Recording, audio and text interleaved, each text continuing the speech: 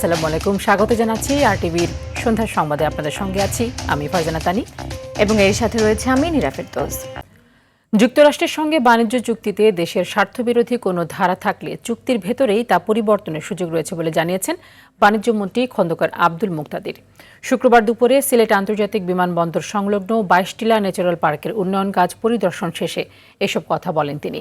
জ্বালানির মূল্য বৃদ্ধি দেখিয়ে নিত্য প্রয়োজনীয় পণ্যের দাম অযৌক্তিকভাবে বাড়ানো গ্রহণযোগ্য নয় বলেও মন্তব্য করেন তিনি।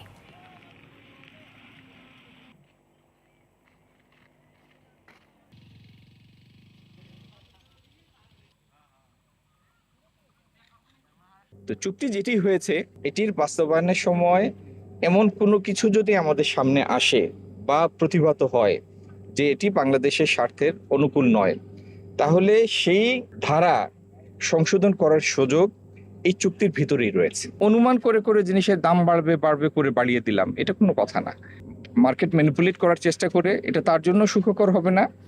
আর যারা তদারকি সংস্থা তারাও চায় না কারোর বিরুদ্ধে শাস্তিমূলক ব্যবস্থা নিতে। রাজধানীর বাজারে গত এক মাসে ডিমের দাম ডজনে 30 থেকে 40 টাকা বেড়ে 140 টাকায় পৌঁছেছে। সবজি, মাছ, মুরগি ও মাংসের দামও বেড়েছে। বিক্রেতারা বলছেন, টানা বৃষ্টির কারণে সরবরাহ কমে যাওয়ায় বাজারে মূল্য বৃদ্ধি হয়েছে।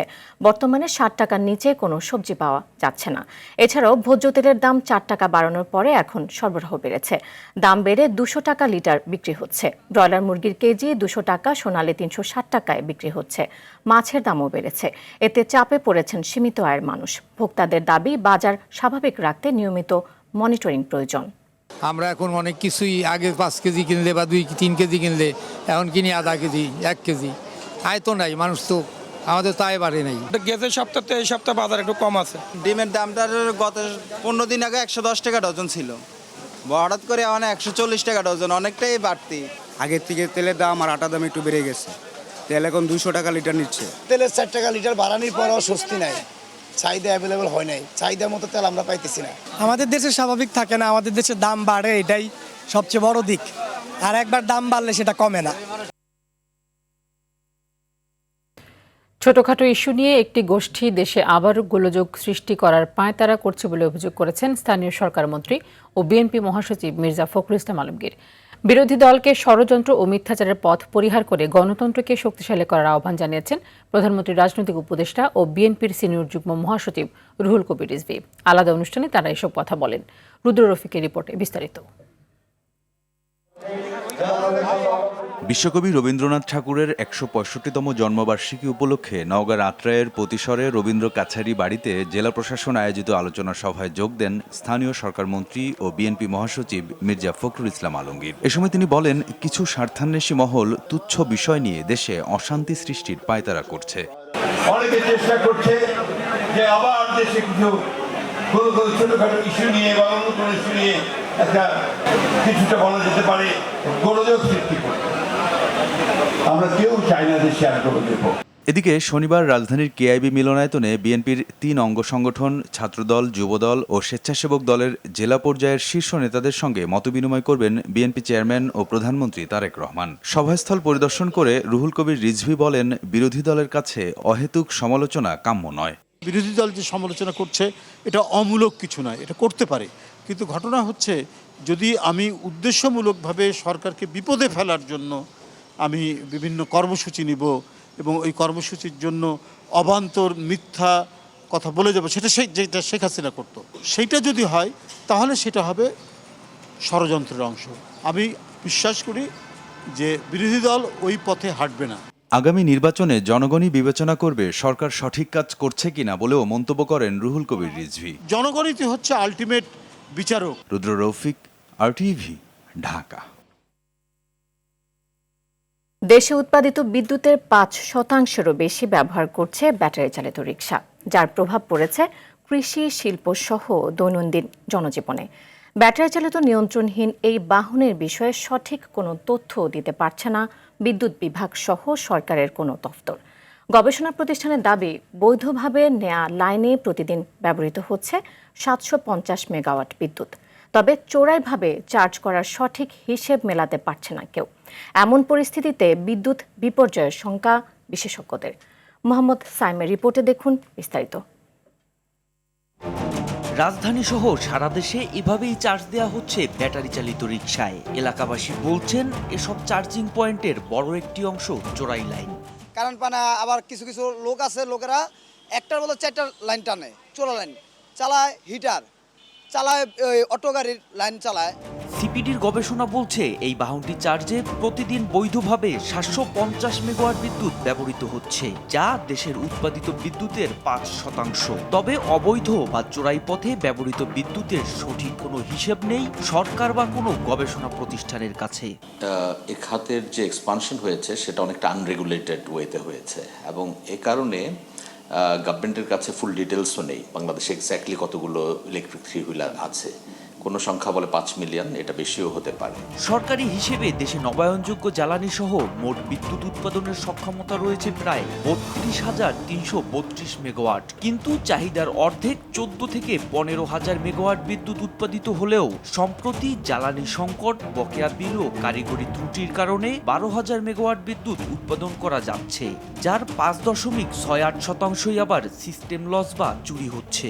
একটা জায়গায় হচ্ছে বাড়িতে চার্জ হওয়ার কারণে রেভিনিউ লস হচ্ছে, আর আরেকটা যেটা হচ্ছে অবৈধভাবে যদি হয় তাহলে সেটা সিস্টেম লসে চলে যাচ্ছে। অর্থাৎ আমাদের যেই 10.7 বছরের সিস্টেম লসের কথা বলছি, ওখানে একটা অংশ আছে। এতে আসলে কয়েক হাজার কোটি টাকা পর্যন্ত লস হতে পারে ইউটিলিটিগুলোর। তবে পুরো ডিটেলস একটা প্রয়োজন জানার জন্য। ফলে নিয়মিত 2 থেকে 3,000 মেগাওয়াট বিদ্যুতের লোডশেডিং দিচ্ছে সরকার। এর প্রভাব পড়েছে কৃষি, শিল্প সহ জনজীবনে। লাগামহীন এই বাহনটিকে নিয়ন্ত্রণে চার্জিং সিস্টেমে পরিবর্তনের বিকল্প নেই বলছেন বিশেষজ্ঞরা। গভর্নমেন্টের স্পেসিফিক মনিটরিং একটা মেকানিজম প্রয়োজন। তার আগে এটা একটা স্পেসিফিকভাবে এদেরকে রেজিস্ট্রেশনের ভিতরে আনা, যে গভর্নমেন্টের লাইসেন্সিং প্রসেসের ভিতরে আনা, তাহলে এক্স্যাক্টলি জানা যাবে যে আমাদের কতগুলো ভেহিকেল আছে। তারপর যেটা হবে যে গভর্নমেন্টকে এটা পুরোপুরি মনিটর করতে হবে যেন কেউ ডেজিগনেটেড চার্জিং স্টেশন ছাড়া অন্য কোথাও চার্জ করতে না পারে। বৈধ লাইনে এই বাহনটি চার্জে প্রতি বছর গিলে খাচ্ছে 4,000 কোটি টাকা, আর চোরাই লাইনের হিসেবে রয়েছে এখনো ধোঁয়াশা। সরকার এই বাহনকে নিয়ন্ত্রণে আনতে না পারলে বড় ধরনের বিদ্যুৎ বিপর্যয়ের শঙ্কা বিশেষজ্ঞদের। মোহাম্মদ সাইম, RTV, ঢাকা। গত 24 ঘন্টায় হাম ও হাম উপসর্গে মৃত্যু হয়েছে 7 জনের। এ পর্যন্ত মোট মৃতের সংখ্যা 343 জন। হামের সংক্রমণে রাজধানীর হাসপাতালগুলোতে বাড়ছে রোগীর চাপ। শিশু হাসপাতাল সহ বিভিন্ন চিকিৎসা কেন্দ্রে শয্যা সংকটে ভোগান্তিতে পড়ছেন রোগীর স্বজনরা। বিস্তারিত মুনতাসির মামুনের প্রতিবেদনে। মাদারীপুর থেকে শুক্রবার ঢাকায় আসেন মিজান। উদ্দেশ্য হামে আক্রান্ত শিশুকে দ্রুত হাসপাতালে ভর্তি করানো। তবে শিশু হাসপাতালে গিয়ে বেড খালি না পেয়ে পড়েন বিপাকে। পরে বাধ্য হয়ে অন্য হাসপাতালে চিকিৎসা শুরু করান। যদিও 4 দিন পর মিলেছে শিশু হাসপাতালে একটি সিট, তবে এর মধ্যেই পোহাতে হয়েছে চরম ভোগান্তি আর বেড়েছে দুশ্চিন্তা। আজকে 2 দিন ধরে এখানে আসি, মোটামুটি যা চিকিৎসা পাচ্ছি ভালোই পাচ্ছি, কিন্তু এখনও আজকে শুক্রবার অফ ডে, এখনও ডাক্তার রাউন্ডে আসে নাই। শুধু মিজান নন, একই চিত্র রাজধানীর বিভিন্ন হাসপাতালে। হামের সংক্রমণ বাড়তে থাকায় প্রতিদিনই রোগীর চাপ বাড়ছে। ঢাকা উত্তর সিটি কর্পোরেশন হাসপাতালের তথ্য অনুযায়ী মোট সন্দেহভাজন সংক্রমণের সংখ্যা দাঁড়িয়েছে 45,498 জন। ডাক্তার দেখানোর পরে শরীরের মধ্যে গাইয়া গামাসি মতন বেরোচ্ছে মতন, তখন বলছে সেই ডাক্তারে ওই আপনারা মহাকালী হাসপাতালে যান। আমি খানপুর আসলাম, তো এই জায়গার তো রিটার্ন এই জায়গায় আইসি কালকে। বর্তমানে এই হাসপাতালে চিকিৎসাধীন আছেন 409 জন। নতুন ভর্তি হয়েছেন 107 জন। সুস্থ হয়ে বাড়ি ফিরেছেন 145 জন। তবে গুরুতর রোগীর সংখ্যাও বাড়ছে। আইসিইউতে ভর্তি হয়েছেন 47 জন, যেখানে বরাদ্দ শয্যা মাত্র 56টি। মেডিকেল কলেজে নিয়ে গেলাম, ঢাকা মেডিকেল কলেজ, কিন্তু এখান থেকে আবার এখানে দিয়ে দিছে। হ্যাঁ, রিপোর্টটা একটু মিস্টেকটা বেশি করতেছে। যে সিবিসি টেস্টটা এইটাই আর কি অত্যন্ত গুরুত্বপূর্ণ, কিন্তু এইটাই হচ্ছে দেরি করে দেয়। প্রাপ্তবয়স্করাও হামে আক্রান্ত হচ্ছে বলে জানিয়েছেন চিকিৎসকরা। বিশেষ করে গর্ভবতী নারীরা হামে আক্রান্ত হচ্ছেন, যা অত্যন্ত ঝুঁকিপূর্ণ। এইসব ক্ষেত্রে দ্রুত সময়ের মধ্যে হাসপাতালে এসে চিকিৎসা নেওয়ার পরামর্শ চিকিৎসকদের। বাচ্চার যদি দেখেন হামের সাথে বমি হচ্ছে, পাতলা পায়খানা হচ্ছে এবং কাশি অনেক বেশি, বাচ্চা বুকের দুধ টেনে খেতে পারছে না, নিস্তেজ হয়ে যাচ্ছে, অথবা খুব ছোট বাচ্চার ক্ষেত্রে বুকের খাঁচাটা ভিতরের দিকে চলে যাচ্ছে, শ্বাসের গতি অনেক বেশি হয়ে যাচ্ছে, তাহলে সাথে সাথে হাসপাতালে নিয়ে যাবেন। চিকিৎসকদের ধারণা টিকাদানে সরকারের দ্রুত পদক্ষেপের ফলে আগামী সপ্তাহের মধ্যেই হাম সংক্রমণের সংখ্যা কমে আসবে। তারপরও সংক্রমণ ঠেকাতে টিকার পাশাপাশি জনসমাগমের সতর্কতা ও স্বাস্থ্যবিধি মেনে চলার পরামর্শ চিকিৎসকদের। মুনতাসির মামুন, RTV, ঢাকা। আজ 25শে বৈশাখ, বিশ্বকবি রবীন্দ্রনাথ ঠাকুরের 165তম জন্মবার্ষিকী। দিবসটি উপলক্ষে নওগাঁ, কুষ্টিয়া ও ময়মনসিংহে শুরু হয়েছে 3 দিনব্যাপী জাতীয় অনুষ্ঠান। আলোচনা সভা, কবির রচিত গান, কবিতা, নৃত্য ও মঞ্চনাটকের মধ্য দিয়ে পালিত হবে কবিগুরুর জন্মজয়ন্তী উৎসব। রবীন্দ্র উৎসবে আয়োজন করা হয়েছে গ্রামীণ মেলারও।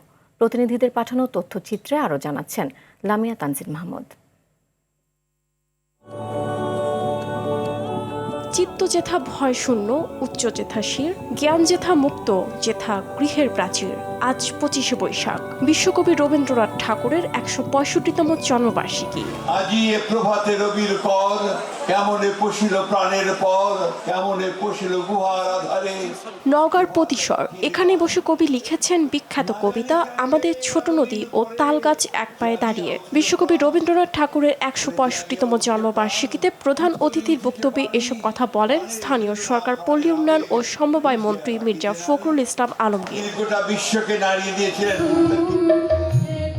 কবিতার মাধ্যমে বিশ্বকবির জন্ম জয়ন্তী উদযাপিত হয়েছে ময়মনসিংহে। নগরের শিল্পাচার্য জয়নুল আবেদিন পার্কের বৈশাখী মঞ্চে আলোচনা ও সঙ্গীতানুষ্ঠানের মাধ্যমে পালন করা হচ্ছে দিনটি।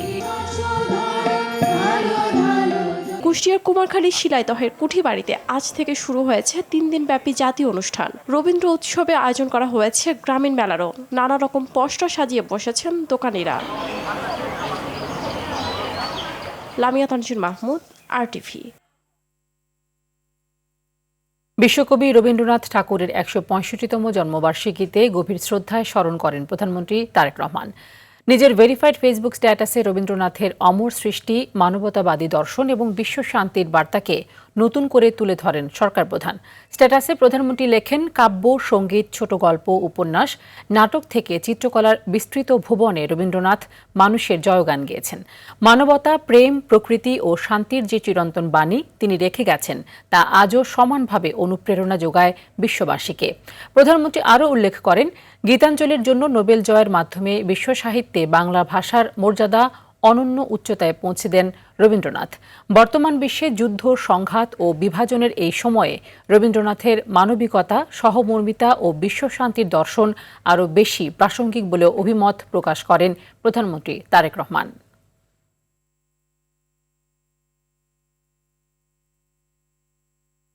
অন্য কোনো দেশের প্রেসক্রিপশনে এদেশে মানুষ আর চলবে না। দেশের রিমোট কন্ট্রোল আধিপত্যবাদের হাত থেকে মুক্ত করতে হবে। বিশ্ব রেল যোগাযোগ আকাশচুম্বী সফলতা পেলেও শুধুমাত্র দুর্নীতির কারণে বাংলাদেশের রেল যোগাযোগের উন্নতি নেই বলে মন্তব্য করেছেন জামায়াতে ইসলামের সেক্রেটারি জেনারেল মিয়া গোলাম পরোয়ার। দুপুরে বাংলাদেশ রেলওয়ে এমপ্লয়িজ লীগ আয়োজিত এক সংবাদ সম্মেলনে তিনি এসব কথা বলেন। এ সময় তিনি আরও বলেন, যেসব জায়গায় ক্ষমতাসীন নেতার বাড়ি সেসব জায়গায় উন্নয়ন হচ্ছে।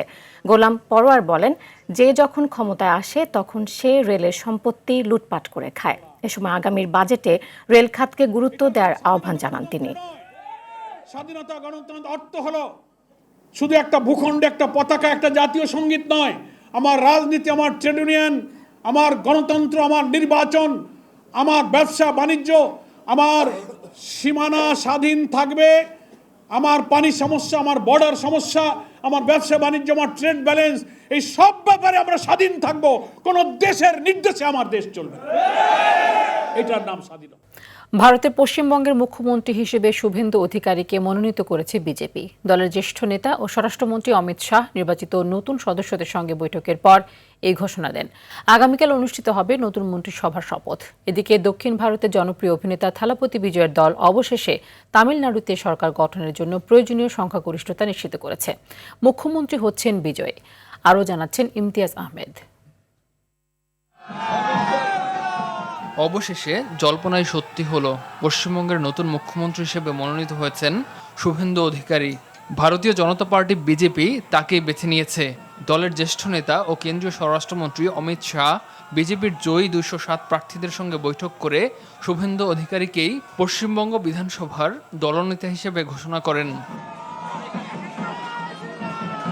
স্থানীয় সময় শনিবার সকাল 10টায় কলকাতার ঐতিহাসিক ব্রিগেড প্যারেড গ্রাউন্ডে অনুষ্ঠিত হবে নতুন মন্ত্রিসভার শপথ অনুষ্ঠান। পুরোদমে চলছে শেষ সময়ের মঞ্চ নির্মাণ ও সাজসজ্জার কাজ। এদিকে নানা নাটকীয়তার পর অবশেষে তামিলনাড়ুতে সরকার গঠনের জন্য প্রয়োজনীয় সংখ্যাগরিষ্ঠতা অর্জন করেছেন সুপারস্টার থালাপতি বিজয়। বিজয়ের নিজের দল টিভিকের ছিল সর্বোচ্চ 108 জন বিধায়ক। সরকার গঠনের জন্য অন্তত আরও 10টি আসন প্রয়োজন ছিল। প্রয়োজন পূরণ হওয়ায় রাজ্যটির পরবর্তী মুখ্যমন্ত্রী হচ্ছেন থালাপতি বিজয়। ইমতিয়াজ আহমেদ, RTV।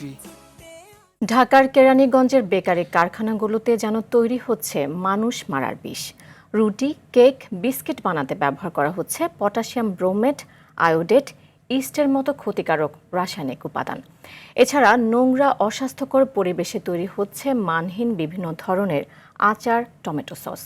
তবে এসব অবৈধ কারখানাগুলোর বিরুদ্ধে এখনও কোনো পদক্ষেপ নেয়নি প্রশাসন। কেরানীগঞ্জ থেকে রাজু আহমেদের পাঠানো তথ্যচিত্রে আরও জানাচ্ছেন আব্দুল হামিদ। ব্যস্ততায় পরিপূর্ণ নগর জীবনের সকাল বিকেলের নাস্তায় অনেকেরই পছন্দ পাউরুটি, কেক, রোলসহ নানা মুখরোচক খাবার, যা খায় শিশু থেকে শুরু করে বৃদ্ধরা। তবে এসব সুস্বাদু খাবারের পেছনের গল্পটা গা শিউরে ওঠার মতো।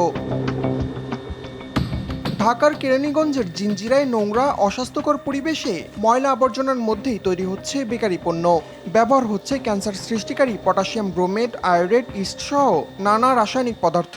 যেটা আমরা বানাই ওইটা আমরাই খাই, আপনার না খেয়ে পাবলিকে খাওয়াই। যতটুকু সম্ভব গোছাই রাখা হয়। ওনার সিসাল তৈরি করতেছে এই বেবি, গাম তো আর এটার ভিতরে যাইতেছে না। শুধু বেকারি নয়, অবৈধ কেমিক্যাল, কৃত্রিম রং আর মানহীন কাঁচামাল দিয়ে তৈরি হচ্ছে আচার আর টমেটো সস, যার একটিরও নেই অনুমোদন। অনুমোদনের খারাপ কিছু তো নাই। বাচ্চারাও খায়, সমস্যা কি? আমার বাচ্চা আমার খায়। আমরা সবকিছু নিয়ে অ্যাপ্লাই করে রাখছি। আমরা নতুন আসছি এখানে, দেন আমাদের ফ্যাক্টরির বয়স একদম কম, 2 থেকে 3 মাস। প্রশাসনের নজরদারির অভাবেই বাড়ছে ভেজাল খাবারের দৌরাত্ম্য, বলছেন স্থানীয়রা। এটা বানায় যে গোল্লা কইরা, হাতে গোল্লা কইরা তারপরে আপনি প্যাকেট করে 6 পিসে। 1-2 বারেত না, যেত জায়গায় যাইবেন পুরা জিঞ্জিরের মধ্যে এগুলো বানায়, পুরা জিঞ্জিরে নিয়ে পাইবেন। প্রশাসনে দেখলে 1-2 বারেতে না বানাইলে গোসাইলে জায়গায় 2 বার হাজার হাজার মাছ। উপজেলা নির্বাহী কর্মকর্তা জানান, দ্রুত এসব ভেজাল কারখানার বিরুদ্ধে ব্যবস্থা নেওয়া হবে। এখানে সচেতন নাগরিক আছেন, তাদেরকে অবশ্যই বলবো তারা যাতে এগুলো দেখভাল করে এবং উপজেলা প্রশাসনকে তারা যেন ওই বিষয়ে ইনফরমেশন দেয়, তাহলে আমরা যুগোপযোগী সিদ্ধান্ত নিয়ে দ্রুত ব্যবস্থা নিতে পারবো। প্রতি বছরই ভেজাল খাদ্যপণ্যের কারখানা নিয়ে তৈরি হয় সংবাদ। প্রশাসন পদক্ষেপ নেওয়ার আশ্বাস দিলেও থামানো যায় না তাদের। প্রশ্ন, কবে বন্ধ হবে তিলে তিলে মানুষ মারার এসব অবৈধ কারখানা? আব্দুল হামিদ, RTV।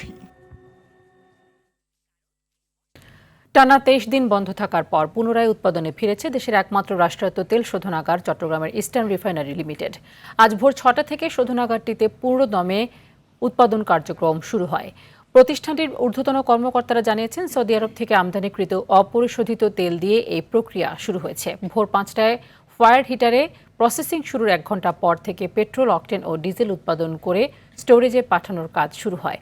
এদিকে জ্বালানি সরবরাহ স্বাভাবিক রাখতে চলতি মাসেই আরব আমিরাতের ফুজাইরা বন্দর থেকে আরও 1 lakh metric ton crude oil কেনার প্রক্রিয়া চূড়ান্ত করা হয়েছে।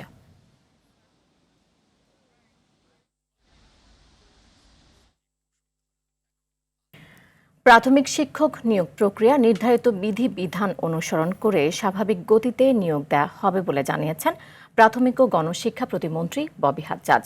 আন্দোলন বা জবরদস্তি করলে নিয়োগ পাওয়ার সম্ভাবনা কমতে থাকবে জানিয়ে প্রতিমন্ত্রী বলেন, শিক্ষকদের শুরুতেই PTI ট্রেনিং করে ক্লাসে পাঠানো হবে। এদিকে চূড়ান্তভাবে সুপারিশপ্রাপ্ত প্রার্থীরা অবিলম্বে নিয়োগপত্র দেওয়ার দাবি জানিয়েছেন। বিস্তারিত স্বপন দেওয়ানের ক্যামেরায় বিল্লাল হোসেনের রিপোর্টে। গত 9 জানুয়ারি 61টি জেলায় সরকারি প্রাথমিক বিদ্যালয়ের সহকারী শিক্ষক নিয়োগ পরীক্ষায় উত্তীর্ণ হয় 59,265 জন। মৌখিক পরীক্ষায় নিয়োগের জন্য চূড়ান্তভাবে সুপারিশপ্রাপ্ত হন 14,384 জন প্রার্থী। প্রাথমিক বিদ্যালয় অধিদপ্তর জেলা ভিত্তিক তালিকা প্রকাশ করে, তবে 2 মাসের সময় বেশি পার হলেও নিয়োগ না পাওয়ায় রাজপথে নামে সুপারিশপ্রাপ্ত প্রাথমিক বিদ্যালয়ের শিক্ষকরা। একটি সূত্রে জানা যায়, নিয়োগ পরীক্ষায় প্রশ্ন ফাঁস, তড়িঘড়ি করে পরীক্ষা নেওয়া এবং ব্যাপক জালিয়াতির অভিযোগ উঠায় ফলাফল পুনরায় পর্যালোচনার কথা ভাবছে বর্তমান সরকার। নিয়োগ চাই, এর আগে 2 বার রিভিউ করা হয়েছে, এইবার আর কোনো রিভিউ হবে না। বাসায় বসে আছি, আমাদের যোগদান পত্র দেওয়া হচ্ছে না, নিয়োগ দেওয়া হচ্ছে না। তবে এসব কথা উড়িয়ে দিয়ে প্রাথমিক ও গণশিক্ষা প্রতিমন্ত্রী ববি হাজ্জাজ বললেন, ফলাফল পুনরায় পর্যালোচনার কথা ভাবছে না সরকার, নির্ধারিত প্রক্রিয়া অনুসরণ করে নিয়োগ দেওয়া হবে। আমরা রিভিউ করতে চাচ্ছি না, কারণ আমরা এখন চলে যাচ্ছি, আমাদের নিজেদের একটা প্রয়োজন আছে, মানে আমার খুব জরুরি একটা নিয়োগ দরকার, তো আমি আর বেশি সময় ক্ষেপণ করতে পারছি না, যার জন্য ট্রেনিংটা জেনে কিভাবে আমি শর্ট করতে পারি সেটার দায়িত্ব আমি ন্যাপকে ইতিমধ্যে দিয়ে দিয়েছি। তারা যত শীঘ্রই আমাদেরকে নতুন প্ল্যান এনে সাবমিট করবে, এই প্ল্যানটা নিয়ে আমরা এক্সপার্টদের সাথে বসে অ্যাপ্রুভাল দেব। এই অ্যাপ্রুভালের ভিত্তিতে এই টিচারগুলো যাবে ট্রেনিংয়ে, তারপর ক্লাসরুমে।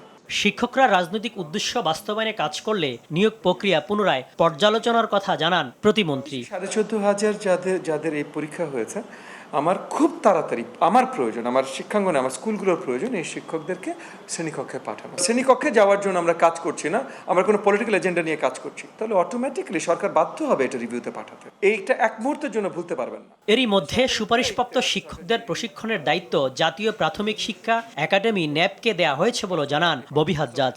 ন্যাপ যারা দায়িত্বে আছে এগুলো শিক্ষকের ট্রেনিং ডিজাইনিংয়ে, তাদেরকে ইতিমধ্যে দায়িত্ব দেওয়া হয়েছে যে আমরা কিভাবে রিডিজাইন করতে পারি। বিল্লাল হোসেন, অটিভি, ঢাকা। লেবাননে ইসরায়েলি হামলায় নিহত দীপালি আক্তারের মরদেহ ফরিদপুরের চর ভদ্রাসনে দাফন করা হয়েছে। সকাল 10টায় নিজ গ্রামে জানাজা শেষে তাকে পারিবারিক কবরস্থানে সমাহিত করা হয়। এর আগে রাতে বিমানবন্দর থেকে মরদেহ গ্রহণ করেন পররাষ্ট্র প্রতিমন্ত্রী শামা ওবায়েদ। একমাত্র উপার্জনক্ষম মেয়েকে হারিয়ে শোকে স্তব্ধ পরিবারটি। গত 8 এপ্রিল বৈরুতে কফিলের বাসায় বিমান হামলায় প্রাণ হারান দীপালি। সরকারি প্রচেষ্টায় 1 মাস পর দেশে ফিরল তার নিথর দেহ। জানাজায় স্থানীয় প্রশাসনের কর্মকর্তা সহ বিপুল সংখ্যক মানুষ অংশ নেন।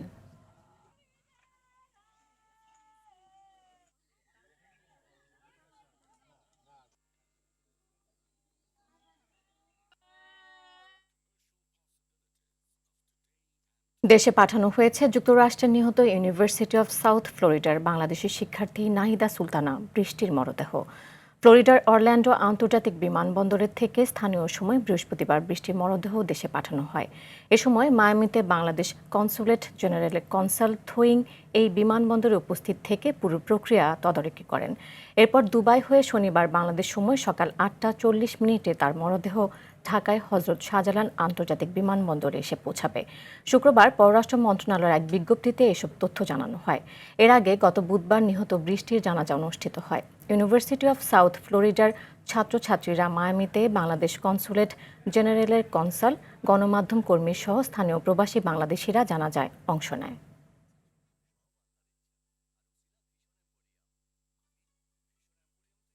অর্থের অভাবে দেশের কোনো মানুষ চিকিৎসা সেবা থেকে বঞ্চিত হবে না বলে জানিয়েছেন সমাজ কল্যাণমন্ত্রী ডাক্তার এজেডএম জাহিদ হোসেন।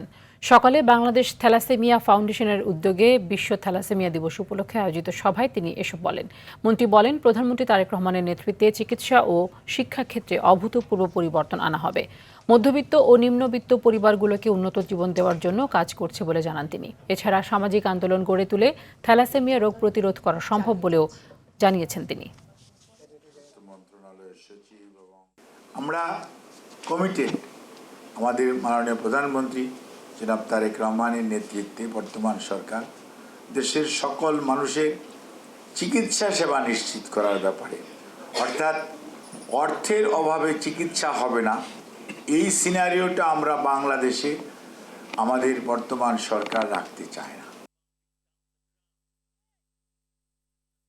সংস্কৃতি মন্ত্রী নিতাই রায় চৌধুরী বলেছেন, কুষ্টিয়ায় অবস্থিত রবীন্দ্রনাথ ঠাকুরের কুঠি বাড়িকে আন্তর্জাতিক মানের পর্যটন কেন্দ্র হিসেবে গড়ে তুলতে কাজ করবে সরকার। কবিগুরুর 165তম জন্মবার্ষিকী উপলক্ষে শিলাইদহে 3 দিনব্যাপী জাতীয় অনুষ্ঠানে উদ্বোধনকালে প্রধান অতিথির বক্তব্যে এসব কথা বলেন মন্ত্রী। আগামী 3 দিন আলোচনা সভা, গান, কবিতা, নৃত্য, মঞ্চনাটকের মধ্য দিয়ে কবিগুরুর জন্মজয়ন্তী উৎসব পালিত হবে কুঠিবাড়িতে।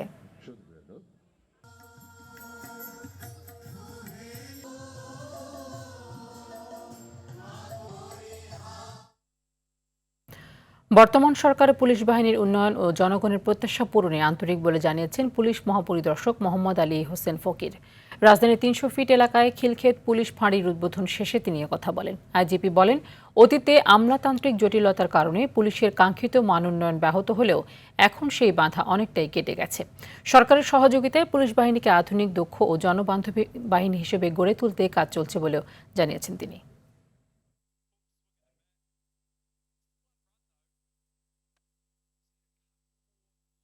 রৌদ্রোজ্জ্বল আবহাওয়ায় সুনামগঞ্জে কৃষকদের মাঝে স্বস্তি ফিরছে। গত 5 দিন ধরে রোদ থাকায় কৃষকরা ধান কাটা, মাড়াই ও শুকানোর চেষ্টা করেছেন। তবে হাওরে এখনও শ্রমিক সংকট রয়েছে। তার উপর স্তূপ করে রাখা ভেজা ধান নষ্ট হয়ে যাওয়ায় বিপাকে আছেন কৃষকরা। জেলা পানি উন্নয়ন বোর্ডের নির্বাহী প্রকৌশলী জানান, সুনামগঞ্জে আরও 2 দিন মাঝারি থেকে ভারী বৃষ্টির পূর্বাভাস রয়েছে। এতে বন্যা পরিস্থিতির আশঙ্কা আছে। তবে এখন পর্যন্ত হাওরে 83 ভাগ ধান কাটা হয়েছে বলে জানায় কৃষি বিভাগ। ধান কাটা চলছে হবিগঞ্জে।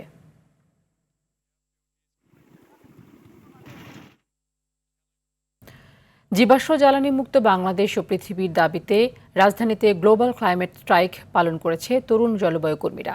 সকালে জাতীয় প্রেস ক্লাবের সামনে তারা বলেন, অতিরিক্ত জীবাশ্ম জ্বালানি ব্যবহার বিশ্ব উষ্ণায়ন বাড়ানোর পাশাপাশি পরিবেশ দূষণকে ভয়াবহ করে তুলছে। তাদের দাবি, উন্নত দেশগুলোর অপরিকল্পিত ফসিল ফুয়েল ব্যবহার পৃথিবীর তাপমাত্রা বাড়িয়ে জলবায়ু সংকটকে আরও তীব্র করছে। একটি বাসযোগ্য পৃথিবী গড়তে এখনই তেল, গ্যাস ও কয়লার ব্যবহার কমিয়ে নবায়নযোগ্য জ্বালানির দিকে যেতে হবে। কর্মসূচি থেকে সরকারের প্রতি নবায়নযোগ্য জ্বালানি খাতে দ্রুত ও কার্যকর বিনিয়োগ বাড়ানোর আহ্বান জানানো হয়।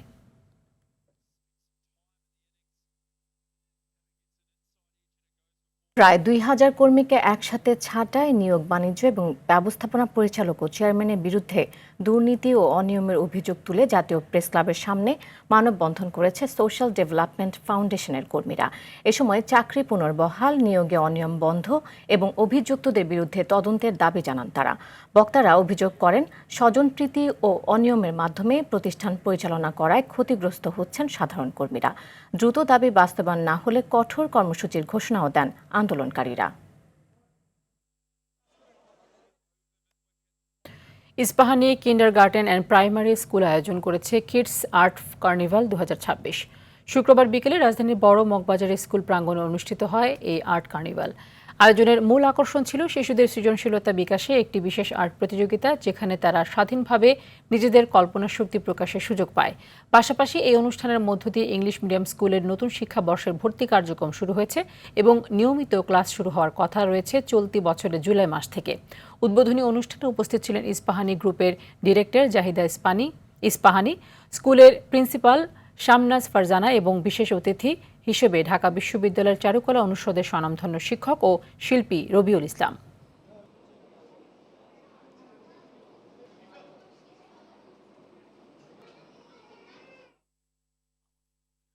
ব্যাংকিং খাতে মানি লন্ডারিং ও সন্ত্রাসী কার্যক্রমে অর্থায়ন প্রতিরোধে সচেতনতা বৃদ্ধি ও দায়বদ্ধতা নিশ্চিতে 2 দিনব্যাপী ব্যাংকের প্রধান মানি লন্ডারিং প্রতিরোধ পরিপালন কর্মকর্তা CAMLC ও সম্মেলন শুরু হয়েছে।